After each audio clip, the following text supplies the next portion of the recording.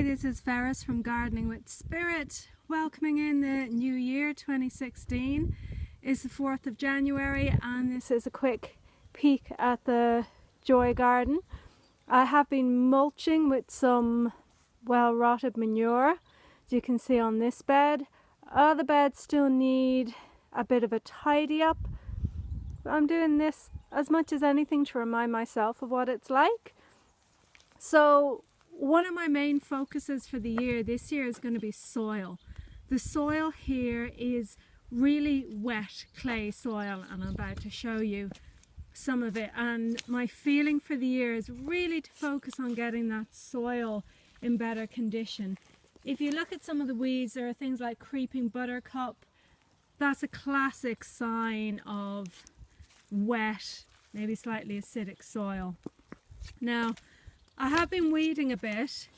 One thing I'm also doing, even though I'm not a digger, I know that it could be really good. A lot of people dig over a very heavy clay soil. I'm kind of a no-dig girl, even though you can see in some spots, oh, it's ridiculously clay. So what I am doing is I'm just aerating it with a fork. I'm putting the fork in and wiggling it about, so I'm at least getting a bit of air down there. I'm then going to cover that with that same well-rotted horse manure, which is actually in that pile over there. So that's my plan for these beds, just to start aerating them. If I can, I may make the edges of the bed higher and raise the beds up further, which will help with drainage, because I just don't feel like digging them. I don't think it's going to help the soil at all. So I will post again with my progress. I need to edge some of these other beds, and I have a feeling that this year I might do some green manures on some of the beds just to help fertilize them more.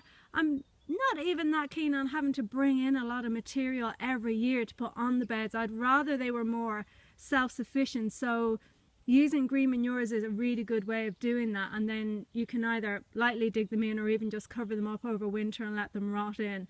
So I think there'll be more on that as the year goes on as well. And some of the beds I have mulched in straw, and some I'm going to leave just with that well-rotted horse manure sort of compost mix on top. I'm going to do that sort of really according to my intuition and what I feel the garden requires. So there'll be more on that later in the year as well. Bye for now and Happy New Year.